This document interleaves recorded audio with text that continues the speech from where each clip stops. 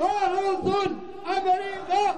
Var olsun İsrail! Var olsun Amerika! Var olsun İsrail! Evet, başta kendi nefsimize, çoluk çocuğumuza, Malatya'mıza ve Türkiye'mize ve dünyaya Gazze bize bir şeyler öğretti. Şu yağmur gibi rahmet getirdi bizlere. Düşünsenize, ölüme giderken, şehide giderken gülümseyen yüzleri biz gördük. Bir şeyler içerken iki genç, bu son içeceklerimiz olabilir, belki de biraz sonra şehit olacağız derken gülen videolarına şahit olduk.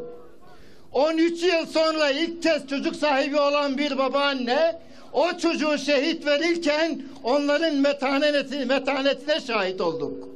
Bir de kendi açımızdan bakalım. Bunlardan elbette ki öğreneceklerimiz var. Ve de Gazze'lilerin imanı 2 milyar dünya Müslümanına yeter diyen Abdülfettah Hoca'yı geçen hafta misafir etmiştik. Bu sözün ne kadar önemli olduğunu gördük.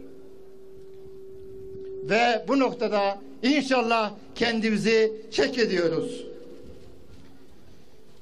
Evet, yıllardır İsrail'i beslediğimiz, özellikle neredeyse %75'ini İsrail ya da destek olan malların besledikleri marketlerdeki rafların bir şekilde boşaltılmasına, evlerimizde çoluk çocuğumuzun bu şuura varmasına ve bu noktada asıl onları besleyenin gitmiş olduğu ve bundan sonra İsrail'in yavaş yavaş bu noktada yıkılacağı gerçeği, boykotun ne kadar önemli olduğunu ortaya çıkarmıştır.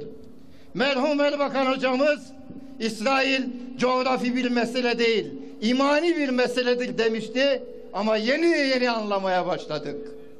İman varsa imkan var, iman varsa korku yoktur dedi bizlere Gazze'liler. Bunu öğretti. Ve düğü zaman hakiki iman elde eden kişi kainata meydan okur dedi. Gazze'liler bunu da bize öğretti. Elhamdülillah. Ölümün bir kez olacağını hepimiz biliyorduk. Ama emin olun şu günler madem ölüm bu kadar yakınsa neden tek ölümse o da Allah için olmasın şuuruna bizi vardırdı elhamdülillah. Sevdiğimiz Allah ise, sevdiğimiz Allah'ın sevdiği ise sevginin bir anlamı olduğunu, aksi halde sevginin hiçbir kıymetinin olmadığını öğrendik. Son rehine teslimindeki görüntülere dikkat ettiyseniz, İsrail askerlerinin elindeki çocukların nasıl boğulduğunu teslim ederken, oysa ki bizim mücahitlerin rehineleri, çocukları, kadınları verirken adeta sevgiyle, merhametle teslim ettiğine şahit olduk.